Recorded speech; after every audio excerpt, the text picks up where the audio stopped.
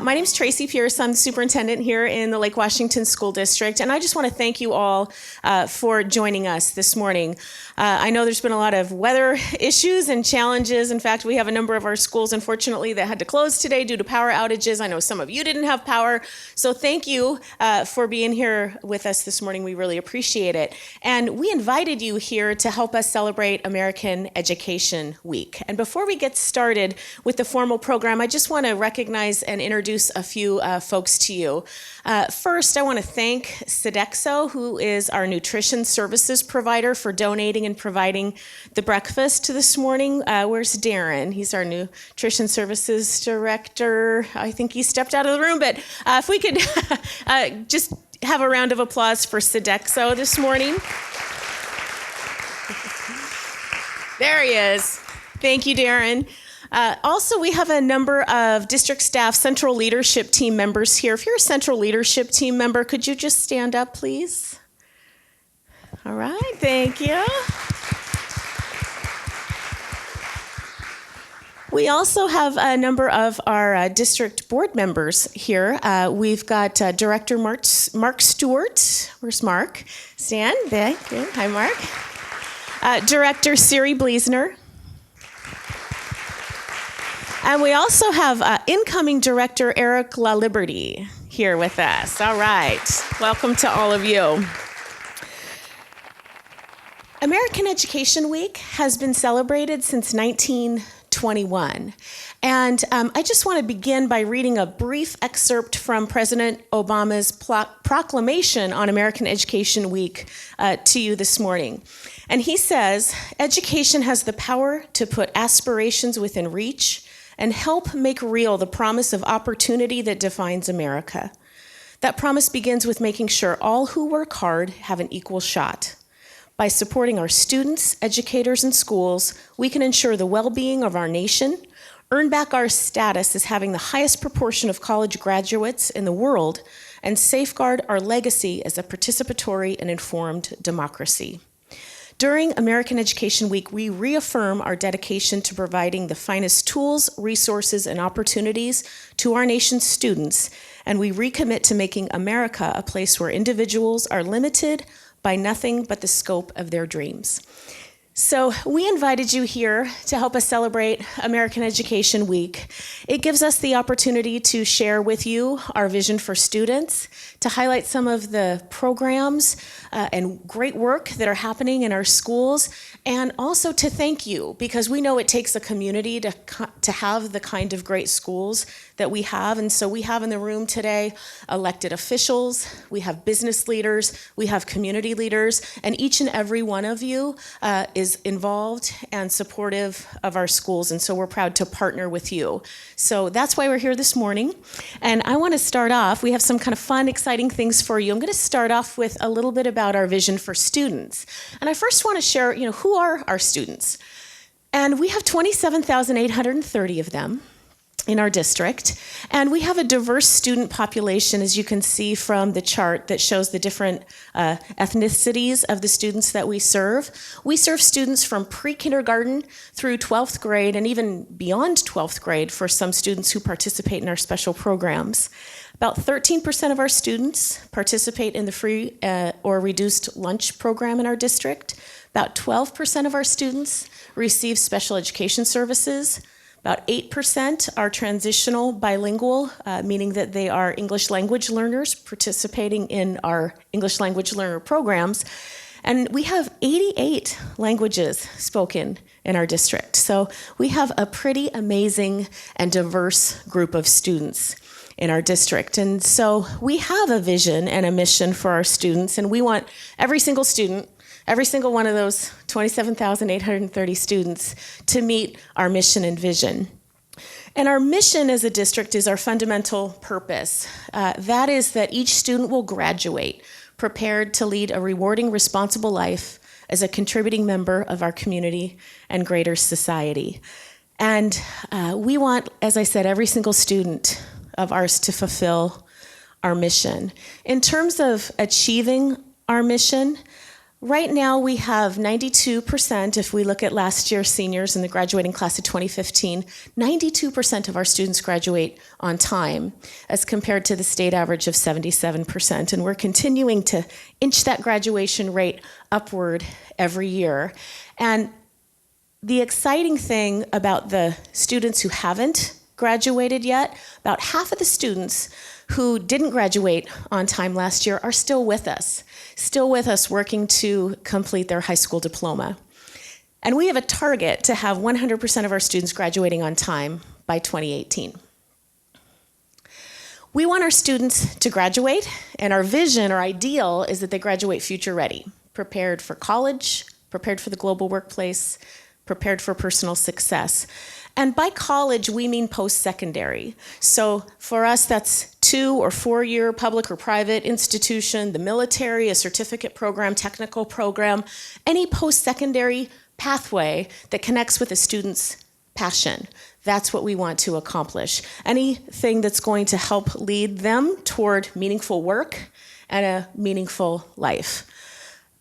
Right now, we have about 82% of our students entering 2 or 4 year college or university immediately following high school, and that's continuing to inch up as we move forward. We have a target for that to be 88% by the year 2018, and comparatively, the state average for college-going student percentage is about 62%.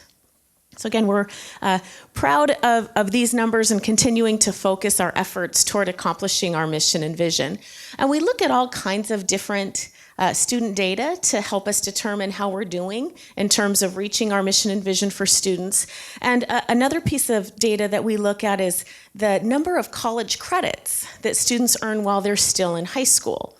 So for the class of 2014, we had 89% of our graduates earning college credit while they were still in high school. And they do this by participating in AP.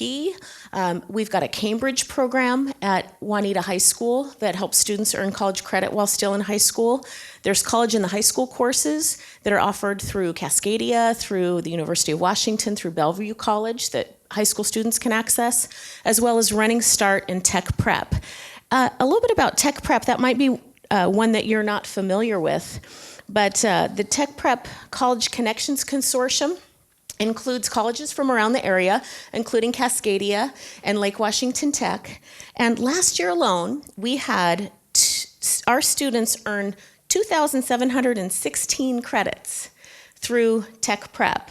And when you estimate what that saves families and students in college tuition, we estimate that to be worth over $290,000 in college tuition for our families. So a great program for our students. We also take a look at our SAT scores because SAT scores measure students' academic preparedness to enter college. We have all of our students as 10th graders take the PSAT, which gives them information about their strengths and areas to work on in preparation for taking the SAT. Here are our SAT scores for the past 4 years, and you can see that our students are outperforming state and national averages. Our critical reading scores grew by 11 points last year. At the same time, the state and national scores dipped or declined slightly. Our students' mathematics scores also increased by 9 points over last year. At the same time, the state and national scores dipped. And our student writing scores also increased by 11 points, while the state and national scores are declining. So We're putting all kinds of programmatic efforts in place that you're going to hear about in just a minute toward ensuring that every single one of our students is ready to enter college or enter post-secondary and be successful.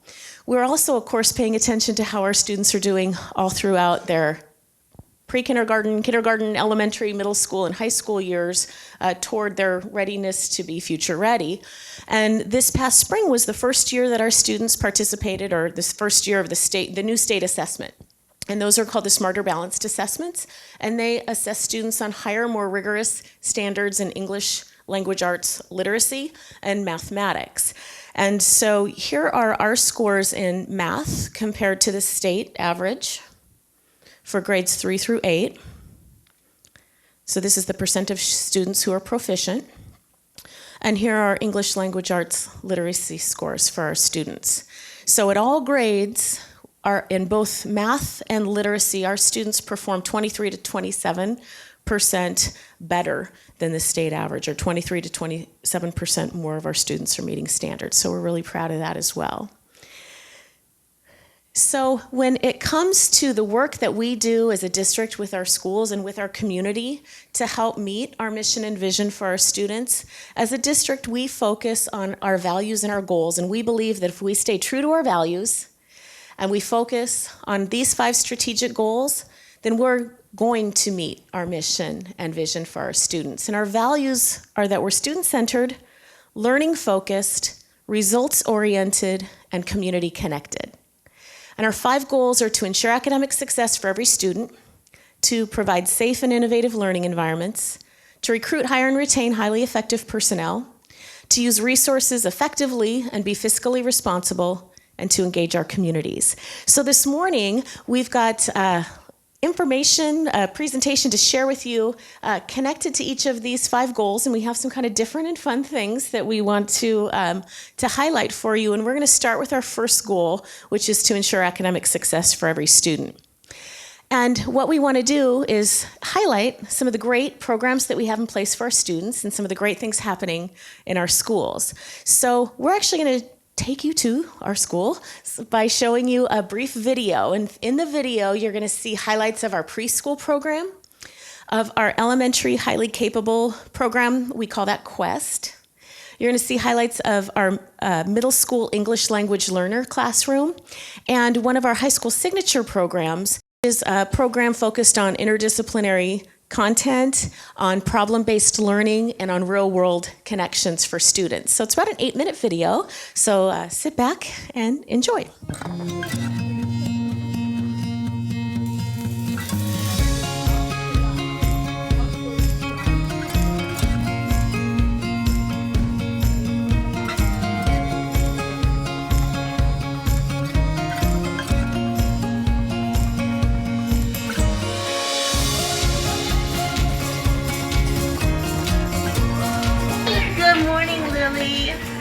Come all the way in, friends. This is a Ready Start classroom. Hi, Henry. How are you? It is a blended classroom of typically developing and special needs 3 to 5-year-olds. Say hello, hello, hello. We're getting these kids ready for kindergarten, so it is a very, very important time developmentally for them. Children learn and thrive in play, and that is very much a part of what we do. But it's within parameters. It's teaching them how to self-regulate, how to negotiate. C, good. B. Beautiful job. Preschool is important because it gives the kids the opportunity to learn some foundational skills before they hit kindergarten. We know that all children can learn, but some kids, it might take them a little extra time, different kind of programming, different accommodations to help them learn. The program runs Monday, Tuesday, Thursday, Friday. It's 2.5 hours from the time they walk in the door until they leave. They are busy. We challenge them at all levels. We have a curriculum that we use, and we use it as a guideline. Lila, what letter was this? T. T. We touch on every letter of the alphabet, how to recognize them, how to form them, what sounds they make. By the end of the year, they're grouping letters together to blend in that beginning reading. They're also learning to take words apart, which helps them understand how words are formed. Pizza. What are you making? We've got this variety of children who can learn from each other, and that's not saying that it's children with special needs who learn from the typical kids. It goes both ways. All children can learn from each other. And to be able to have children with special needs with typically developing children is better than anything I could have ever imagined. It's a wonderful program.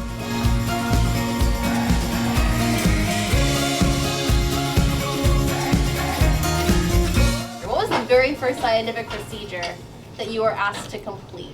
I teach a class of highly capable 4th and 5th graders in the Quest program here at Ben Franklin Elementary. I have 7 steps, but the 7th step is optional. When you write a scientific procedure, you can't assume that the person that's reading it is going to be able to read your mind. Quest is a program that the district operates to make sure that our most highly capable students in our system are challenged every day in their classrooms. Our project that we worked on just now was writing a scientific procedure for a skill that comes naturally to us at this point. The procedure I wrote has 8 steps. The focus was to take something that they are very adept at and try to break it down into simpler terms so that they can teach a younger person how to do that. This one's in the back, right? We need a little buddy classroom because these kids are so often placed in classroom environments with older children, or it may be in after-school activities. So getting the chance to see them interact and teach and learn from younger children is really positive opportunity for them. We have practiced as 4th and 5th graders how to write the procedure or the how-to for how to tie our shoes. Cross it, take it down there. So close. It was really challenging for them to think, how can I take something that I just do based on rote memory and put it to words? And words that are understandable by a younger person. Make another loop, and let's make this one a little bit bigger. Make a cross, okay, cross. Tie my shoe. I just modeled to my buddy, and she actually got it pretty quickly. This is going to be eventually applied to when we do our science fair projects, needing to break down a scientific procedure in such a way that anybody could replicate it perfectly. He just needs a tiny bit of help on just making the final knot, but he's pretty good. So the procedure's working well. Little buddies, thank you so much for letting us learn how to teach something. We've been thinking about this for over a week now, how to come in here and try to share a skill with you. So thank you so much for letting us do that.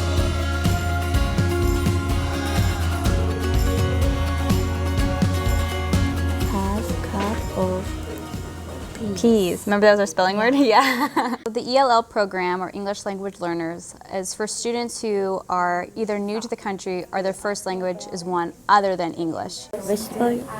Oil. I know everyone's having a hard time with the word oil. Just in the program, we have between 18 and 20 different languages, and there is quite more just even in our school. A lot of students here at Rose Hill and in our school district are bilingual or trilingual. It's pretty hard to listen to all the teachers in the first month. When you have an international student in your classroom, you need to know their background, their cultural background, and their values, and make sure those values and cultures are represented somehow in your class. I'm really excited because today you're sharing your culture and your recipes with us. We had a lot of assignments that are learning about other cultures. Like now they had like a food assignment. Castella is Japanese sponge cake. Or like essays about the country and how is it different from here.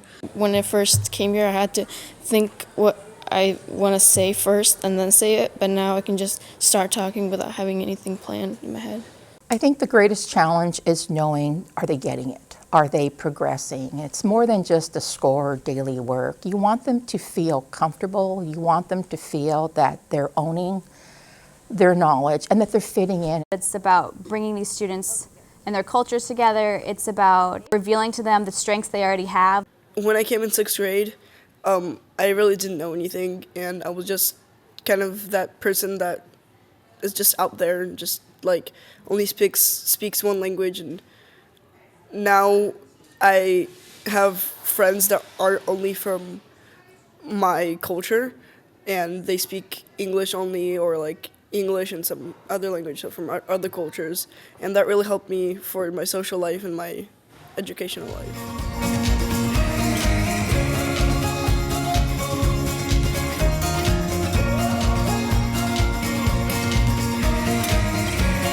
If there's something else out there like it, how is yours different? I pitched the idea of being able to blend business, engineering, and computer science together. Fumbling over your words, you want it to look professional. And bring a capstone course here to Eastlake. Bringing those students that have the different skill sets to be able to come together, do challenges that would be real-world challenges, partnering with businesses to solve those problems. Verizon challenged us to make an innovative app, and we figured that we might as well tackle one of the more harder to deal with issues. We look at why kids bully other kids over the internet, and we figured we'd take a page from that book and design something that allows students that are maybe having a difficult time at home to discreetly talk to a counselor without even having to go face-to-face. The first day of the project, we just had a brainstorming session. So you have your hook, a testimonial of... It's not a typical class, and there aren't opportunities like this in other schools that I know of. We recently just finished a partnership with Evergreen Health, where we were able to take the kids to the Kirkland campus of Evergreen Health, and they were able to go through the design process where they posed design challenges, design problems. It was breathtaking and awe-inspiring for these kids because they have their work validated in a way that we couldn't give them. They were able to return back to Evergreen Health and pitch their solutions to the CEO and VP's board of directors. When we presented it to the CEO of Evergreen Health, he asked us if he can bring it up in a meeting with an airline. This class especially, more than just this project, but this class has taught me a lot about processes for developing ideas and thoughts, and working through what you really need to get to in a project. That's the why behind this class. You're allowing students in a real-world environment to make connections out of all their education and bring it together in a spot where they can comfortably make mistakes and fail in order to have success.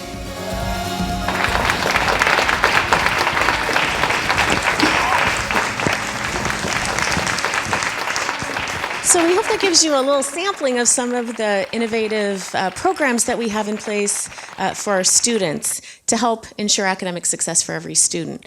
And so that brings me to our second goal, which is to provide safe and innovative learning environments. And for us, we mean safety, we mean physical safety of students, we mean social, emotional safety of students. And in terms of innovation, technology helps us be more innovative with our students, and it's through the support of our communities and thanks to the passage of our 2014 capital technology levy and our educational programs and operations levy that we're able to provide a lot of the services and programs and tools and resources that we can for our students. And so rather than talk with you about technology, for example, and how it's being used in the classroom, and rather than putting you all on a bus and taking you all to a school, we're going to do a virtual classroom visit at this time. And so we're going to Skype in to a classroom at Lake Washington High School. This is Ryan Palmer's classroom. He's an astronomy teacher, and we're just going to ask him and see for ourselves how he is using technology with his students, and cross your fingers that this works. So Ryan is expecting us. And we're going to spend just a couple minutes. Let's see. Is he on?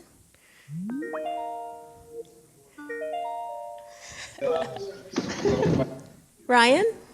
Hello. Hello. Hello, good morning. Good morning. How are you?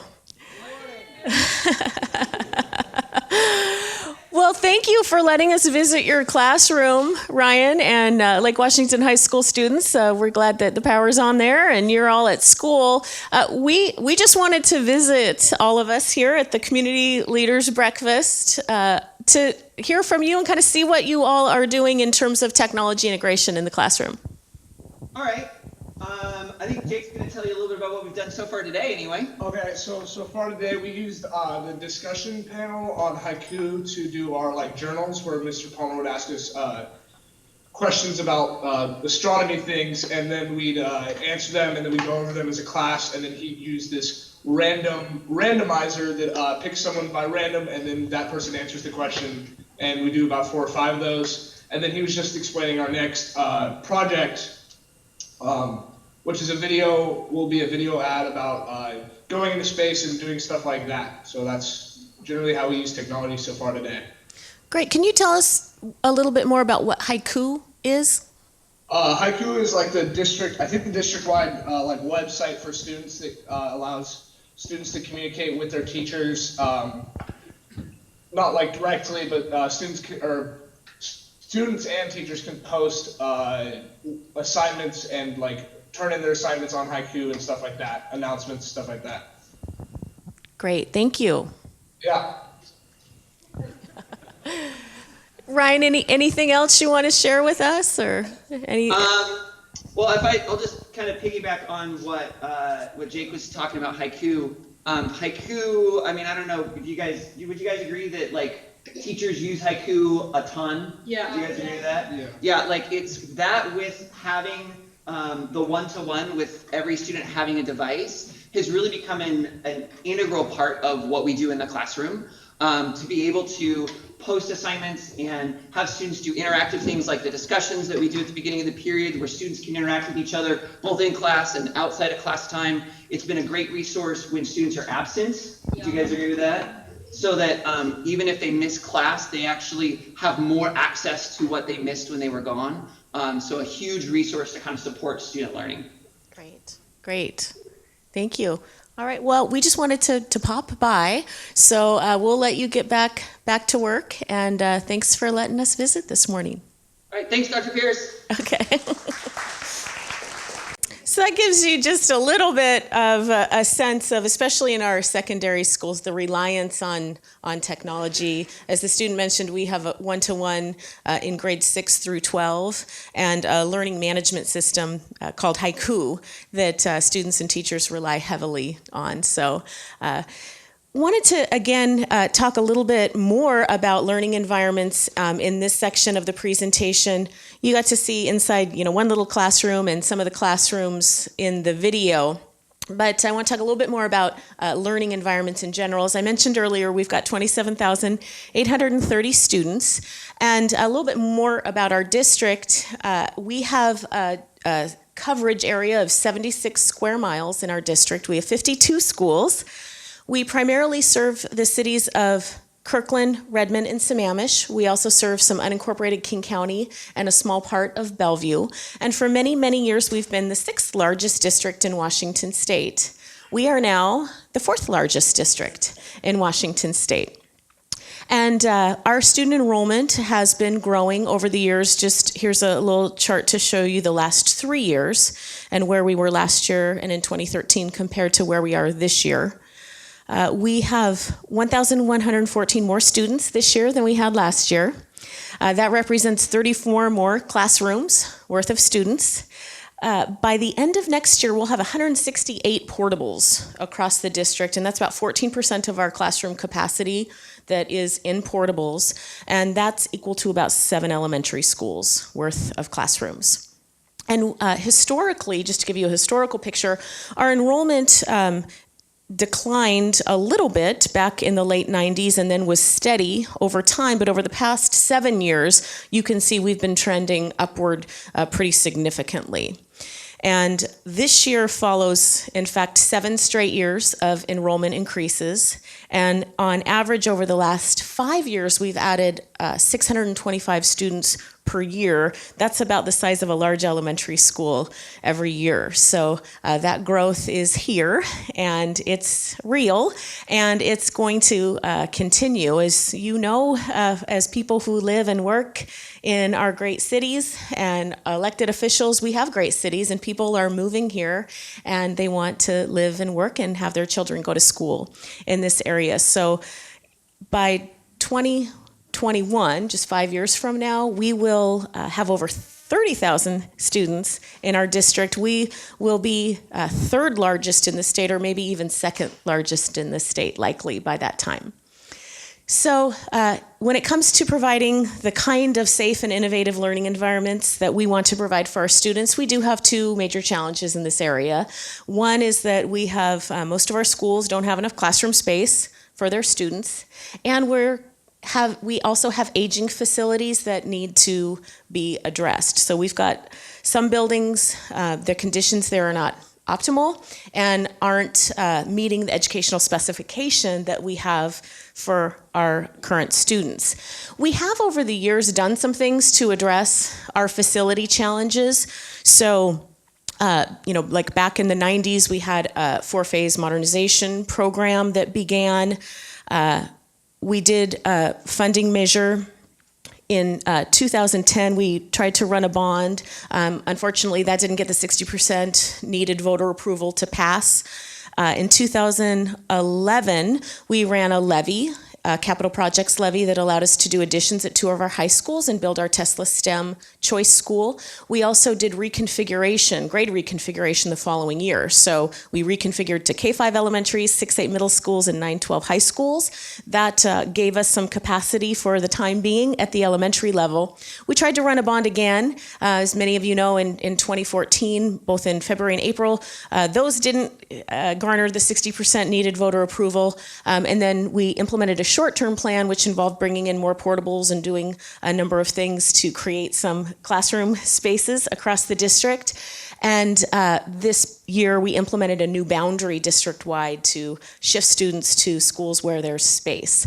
So we have done some things in the past, and most recently, this past year, in December of 2014, we convened a community-based group, 63-member task force, to help us figure out how we're going to solve this challenge. And we wanted to really collaborate with the community on a long-term facility strategy as we move ahead, as we continue to grow. So they worked for nearly a year, from December 2014 until this month, doing significant community engagement and developing a long-term strategy recommendation. They presented their final set of recommendations. It's a 254-page document. There's some members of the Long-Term Facility Planning Task Force here, and I just want to again thank you all for your efforts in this area. It was a lot of work and a lot of effort. And so they reported to our board, presented that final report on November 9th, and on the 23rd, our board will take action on their final set of recommendations. As I mentioned, it's a 254-page document. There are significant, lengthy recommendations. They do have an overall recommendation that we do need to build more schools. They've got a long-term strategy charted out through the 2029-2030 school year.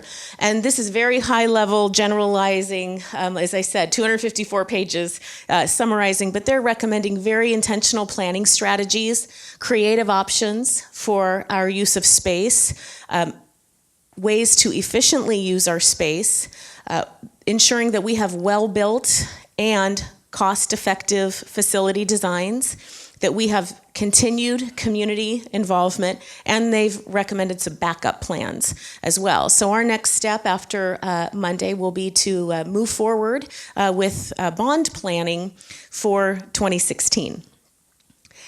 So moving on to our third goal, to recruit, hire, and retain highly effective personnel. As we grow, it's really important that we continue to do everything we can to attract and recruit and retain the best teachers, the best staff members possible to work in our district.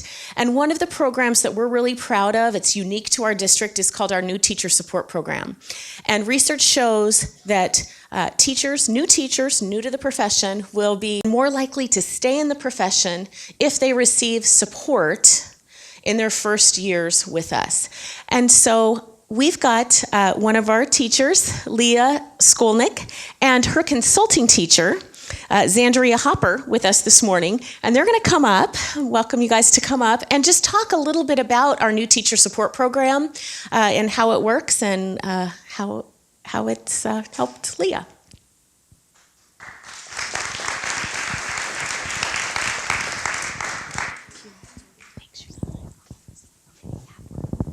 Good morning. I'm Zandria Hopper, and as Dr. Pierce said, I am one of the consulting teachers in the school district working with brand new educators. There are 7 of us on the team working with 130 brand new teachers hired this year. That is the most we've had since the program's inception in 2000. And so our program is growing, and what we hear when we go to the job fairs and when we talk to our new teachers is that having a new teacher support program is one thing that draws people to want to come and work for us. And I am a privileged member of the team that gets to do that work. The cornerstone of NTSP's work is the working relationship between us as mentor teachers and novice teachers who are brand new to the field. And my role is to facilitate a new teacher's sense of their professional identity. And we do that through helping them to understand and apply new learning around content, classroom management, and effective teaching practices. And it's a great relationship because it's definitely not one way. I learn as much, if not more, than what I give. And Leah is a terrific example of that, learning and working relationship. I love this work. Pretty early on in my career, I recognized the gifts of support and nourishment, if you will. When I first started teaching, we didn't have a program like this when I started here in Lake Washington in 1993. So, but we did and continue to have a very robust professional learning department, and I was able to access some of the supports that were offered through learning coaches, instructional coaches, program specialists, and curriculum experts. And I can remember them coming out to support me in my classroom like it was yesterday. And I'm so grateful for the opportunity now to give some of that back by paying it forward to new teachers like Leah. Thank you. Hi, I'm a little nervous because typically I speak in front of children, not adults, so I have my note cards. Today I'm an ELL teacher at Rose Hill Elementary, but I am a lifelong learner and I love the classroom. I adored the classroom so much that at the University of Washington I earned my BA, my BFA, and 2 minor concentrations. When I graduated, I knew that I didn't want to be an industrial designer as my degrees suggested. I wanted to go right back to the classroom. So I did, and I went to the university to earn my master's in teaching and ELL endorsement. I began my career on South Beacon Hill, and in my 3rd grade classroom, 27 out of 30 students spoke a language other than English at home. And working with and advocating for these students really became my passion. And you might wonder, how did I come to LWSD? Well, this is a school district with an amazing population and a very unique support system. Last year, as a 5th grade teacher at Audubon Elementary, my students spoke 11 different home languages. And in the classroom is where my adventure began with Xandria, my mentor. Having Xandria visit was like having my graduate school coach right by my side. Not only did she participate in my instruction, sharing her thinking alongside with my students, she facilitated wonderful conversations about teaching and learning. Sometimes we would be so deep in discussion of best practice, student growth, and resources that we wouldn't even hear the bell ring. The NTSP is not a textbook, and it's not an evaluation system, but it is an invaluable resource. It's founded in trust, and mentors provide immediate feedback with a mindset of growth. And as young professionals, we're able to collaborate to improve our practice. I teach my children that to meet success in school and in life, we must work hard, learn new strategies, and interact with the ideas of others. When we do this, we are able to construct or grow new ideas. And this is what makes us powerful learners, ready to take on great challenges. Each day, I strive to be this type of learner myself, and I feel so fortunate to have had the support of the NTSP program. Thank you.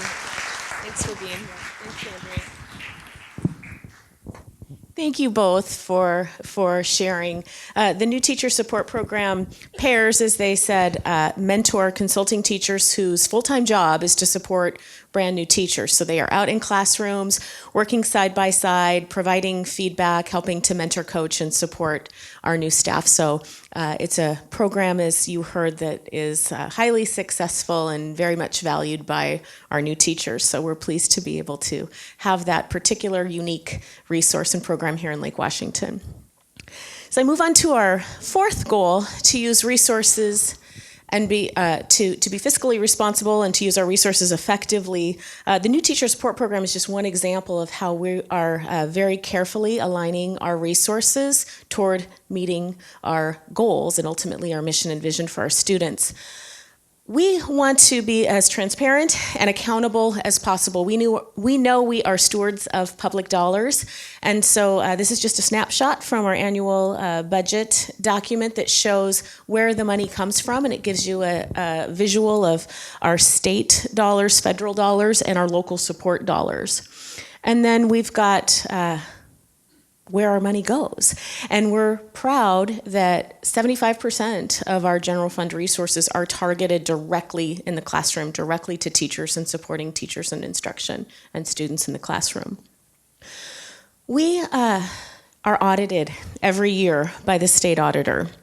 And the state auditor looks at things like cash controls, financial records, enrollment accounting, internal controls, our financial statements, our federal programs, and I'm very proud of the fact that we have consistently clean audits. And when the auditors come to town in Lake Washington, what we hear every year is praise for our team and for our staff for our strong financial controls as a district.